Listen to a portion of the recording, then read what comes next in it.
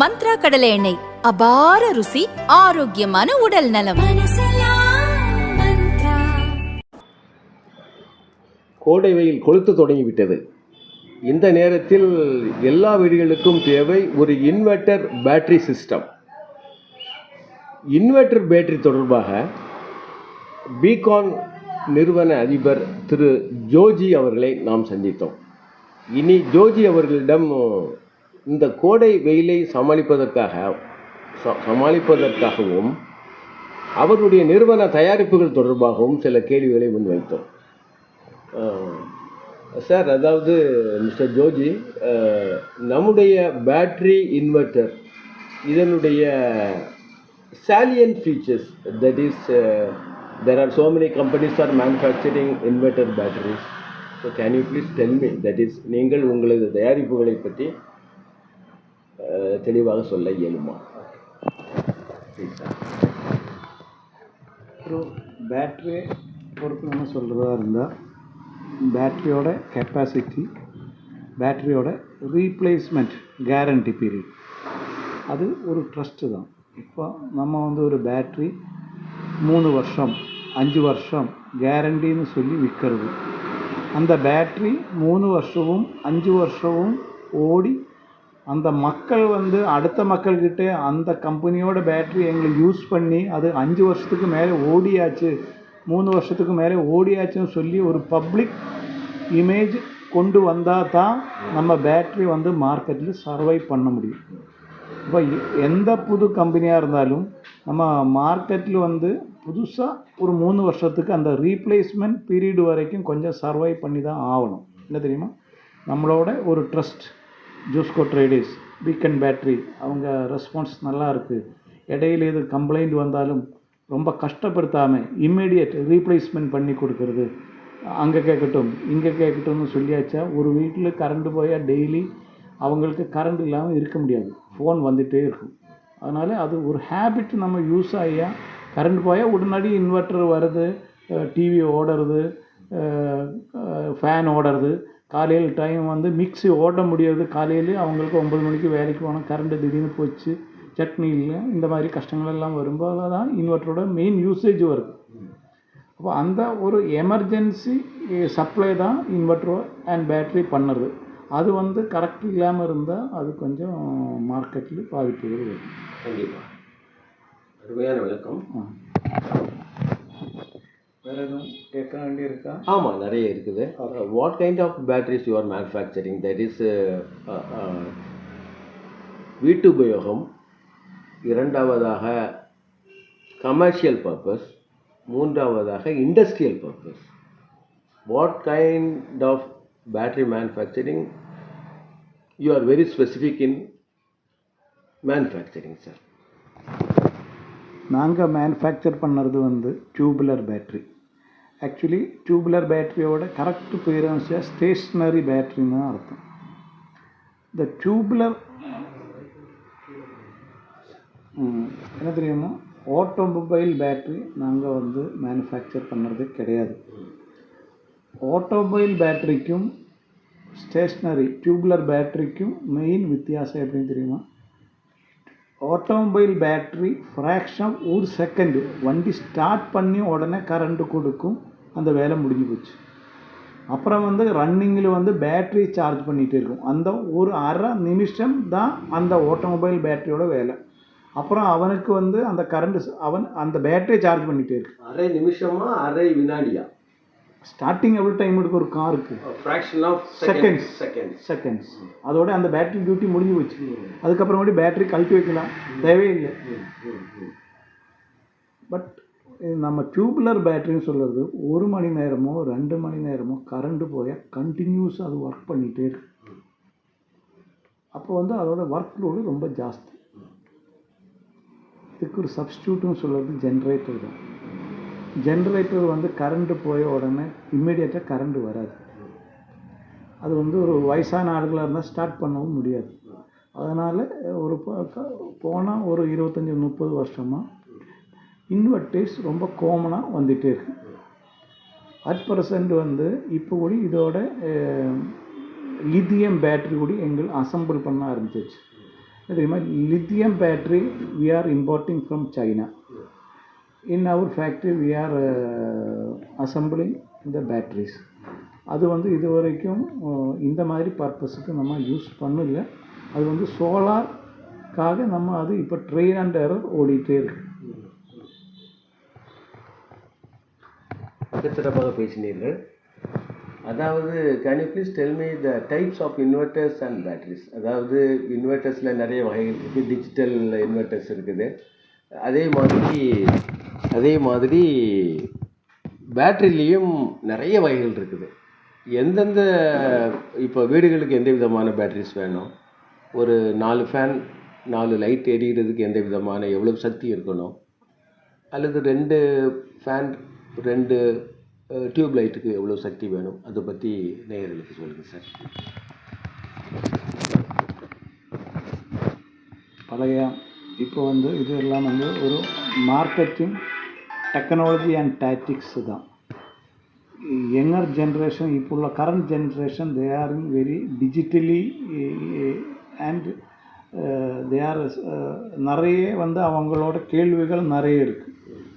Battery எவ்வளோ சூடாகிறது, முன்னாடி உள்ள இன்வெர்ட்டருக்கெல்லாம் டிஜிட்டல் மீட்டர்ஸ் கிடையாமல் இருக்குது. இப்போ எங்களோட எல்லா இன்வெர்ட்டருமே யூ கேன் ரீட் பேட்ரியில் எவ்வளோ, அதில் ஓடிட்டே ரன் ஆகிட்டே இருக்கும், அதில் எவ்வளோ இனிமேல் கரண்ட் இது ஸ்டோரேஜ் எவ்வளோ இருக்குது, பேட்ரி என்ன டெம்பரேச்சர் இருக்குது, என்ன அவுட்புட் இருக்குதுன்னு நம்ம இதில் பண்ணிகிட்டே இருக்குது. அது இருந்தால் தான், அப்படி நம்ம அப்கிரேட் பண்ணியால் தான் மார்க்கெட்டில் நம்ம சர்வைவ் பண்ண முடியும். ப்ராக்டிக்கலி இன்வெர்ட்டர் எல்லாம் ஒரே வேலைகள் தான் செய்கிறது. இந்த மாதிரி காஸ்மெட்டிக் சர்ஜரிஸ் இன்வெர்ட்டர்கள் பண்ணிகிட்டே இருக்குது. இன்வெர்ட்டர் பொறுத்தளவுக்கு 12 வோல்ட்டுன்னு சொல்லியாச்சா ஒரு பேட்ரி, 24 வோல்ட்டுன்னு சொல்லியாச்சா அது 2 பேட்ரி, 48 வோல்ட்டுன்னு சொல்லியாச்சா 4 பேட்ரி. 4 பேட்ரி சேர்த்தா 4 பேட்டரியோட கரண்ட்டு நம்ம கிடச்சிட்டே இருக்கு. இதுதான் அதுக்கு 4 பேட்ரி யூஸ் பண்ணணும். பேட்ரின்னு சொல்கிறது ஸ்டோரேஜ் தான். இந்த பேட்ரியிலும் வந்து என்ன தெரியுமா, 5 வருஷம் கேரண்டி இருக்குது, 3 வருஷம் கேரண்டி இருக்குது, 2 வருஷம் கேரண்டி இருக்குது. இந்த கேரண்டி பொறுத்து பேட்டரியோட ப்ரைஸுகளும் கொஞ்சம் வித்தியாசமாக இருக்குது. இப்போ எங்கள் பேட்ரி தயார் பண்ணது 60% பேட்ரி வந்து இப்போ ஆப்பிரிக்கா தான் அனுப்புறது. பேட்ரி இன்வெர்ட்டர்ஸ் நம்ம தயாரிக்கும் போது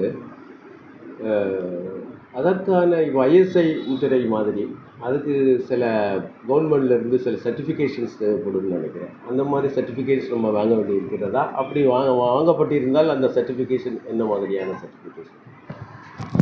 ஐஎஸ்ஐ அண்ட் ஐஎஸ்ஓ சர்டிஃபிகேஷன் இருக்குது. அது நம்ம பேட்டரியோட பாக்ஸில் நம்ம எழுதியிருக்கு, இன்வெர்ட்டரோட இதில் எழுதியிருக்கு. அந்த மாதிரி சர்டிஃபிகேட் இருந்தால் தான் நமக்கு வந்து லைசன்ஸு கிடைக்கும். அது எவ்ரி இயர் வந்து அவங்க இன்ஸ்பெக்ஷன் இருக்கும். அது அவங்க நம்ம ஆக்சுவலாக அதோட நம்ம வேஸ்ட் வாட்டர் எப்படி பண்ணுறது, அதோட தானே ஆசிட் எப்படி மேனேஜ் பண்ணுறது, ஹேண்ட்லிங் கரெக்டாக இருக்கா, இதெல்லாம் வந்து அவங்க எனி டைம் அவங்க வந்து கம்பெனியில் இன்ஸ்பெக்ட் பண்ணலாம். பொல்யூஷன் கண்ட்ரோல் போர்டில் இருந்து அவங்க இன்ஸ்பெக்ஷன்ஸு இருக்கும். அதெல்லாம் நம்ம ப்ராப்பராக இருந்தால் தான் நம்ம செய்ய முடியும். நிறைய பேட்ரி கம்பெனிஸ் வந்து எல்லாம் அதோட உள்ளே உள்ள ஷெல்லுகள் இருக்குது, கவர்கள் இருக்குது, ஒரே பொருள்கள் இருக்குது, அதெல்லாம் சோர்ஸ் பண்ணி பண்ணுறது. அந்த மாதிரி சோர்ஸ் பண்ணி பண்ணும்போது அவங்களுக்கு அது குவாலிட்டி கண்ட்ரோல் பண்ண முடியாது. எங்கள் பேட்ரி பொறுத்தளவுக்கு all raw materials we are manufacturing in one roof. All batteries manufacturing under one ரூஃப்னு சொன்னீங்க, ரொம்ப சந்தோஷமாக இருக்குது. பேட்டரியை எப்படி பராமரிக்கணும்? அதாவது சில பேட்டரிஸ் வந்து 2 இயர்ஸ், சில பேட்டரிஸ் 5 வருடங்கள் வருது, சிலது 2 மாதத்துலேயே எக்ஸாஸ்ட் ஆகிடுது. ஸோ பேட்டரி பராமரிப்பு குறித்து நீங்கள் மக்களுக்கு சொல்கிறது. ஜெனரலி பேட்ரி வந்து வெளியே காற்றோட்டமான இடத்துல இருக்கணும். மெயின் சைக்காலஜி அதுதான்.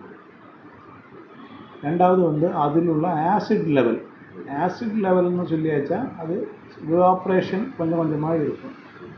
அப்போ அது வந்து ஒன்ஸ் இன் 3 months சரி ஒரு நம்ம வந்து ஜஸ்ட் பேட்டரியோட மேலே பார்த்தாலே தெரியும் அதுக்கு ஒரு நீடில் இருக்குது. அது வெளியே யார் பார்த்தாலும் தெரியும். அந்த நீடில் வந்து வாட்டர் லெவல் தெரியும். அதில் கொஞ்சம் வாட்டர் சேர்க்கிறதா இருந்தால் கொஞ்சம் ஆட் பண்ணி விட்டுடணும். பேட்ரி ட்ரை ஆகக்கூடாது. ஒரு நாளையில் ட்ரை ஆகாது, 2 வாரத்திலும் ட்ரை ஆகாது. ஒரு 3 இல்லாமல் 6 மாதம் கண்டினியூஸாக பார்க்காம இருந்தால் தான் நமக்கு அது வந்து நம்மளால் அது செக் பண்ண முடியாது. அதே மாதிரி இன்வெர்ட்டருக்கு ஏதாவது தனிப்பட்ட முறையில் நம்ம கவனம் செலுத்த வேண்டுமா? இன்வெர்ட்டர் பராமரிப்பு ஏதாவது இருக்குதா? பேட்டரி பராமரிப்பு தவிர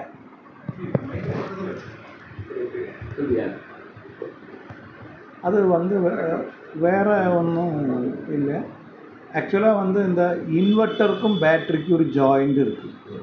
அந்த இன்வெர்ட்டர் பேட்டரியோட ஜாயிண்ட் வந்து ஒரு 3 மந்த்ஸில் வந்து நம்ம கொஞ்சம் ஒரு மெஷ் பேப்பரோ வாசலினோ போட்டு ஒரு ரீசெட் பண்ணி விட்டாச்சா டிரான்ஸ்மிஷன் லாஸ் இல்லாமல் இருக்கும். அதனால் நிறைய இடங்களில் பார்த்தா தெரியும், ஒயிட் கலராக ஒரு இது பேட்டரியோட அந்த லெட்டும் இன்வெர்ட்டரும் பேட்டரியும் ஜாயின் பண்ணுற இடத்துல வந்து ஒரு ஃபங்கஸ் மாதிரி வந்துருக்கும். நிறைய ஆள்கள் வந்து அது ஒன்றுமே செய்கிறது கிடையாது. இன் எமர்ஜென்சி திங் என்ன தெரியுமா, 2 டீஸ்பூன் சுடு தண்ணி போட்டால் கூடி ஒரு 60% அந்த ஃபங்கஸ் போயிடும். அதுக்கப்புறம் உங்கள் யாராவது ஒரு ஆளை கூடி ஈவன் ஹியூமன் பீயிங் ஆல்சோ நமக்கே செய்யலாம். ஒரு ஸ்பேன் இருந்தாலும் அது கழட்டணும், ஒரு சாண்ட் பேப்பர் வச்சு லைட்டாக ஒன்று ரப் பண்ணணும். Then you can again refit. அதுலேயும் எந்த பாதிப்போ ஷாக் அடிக்கிறதோ ஒன்றும் வராது.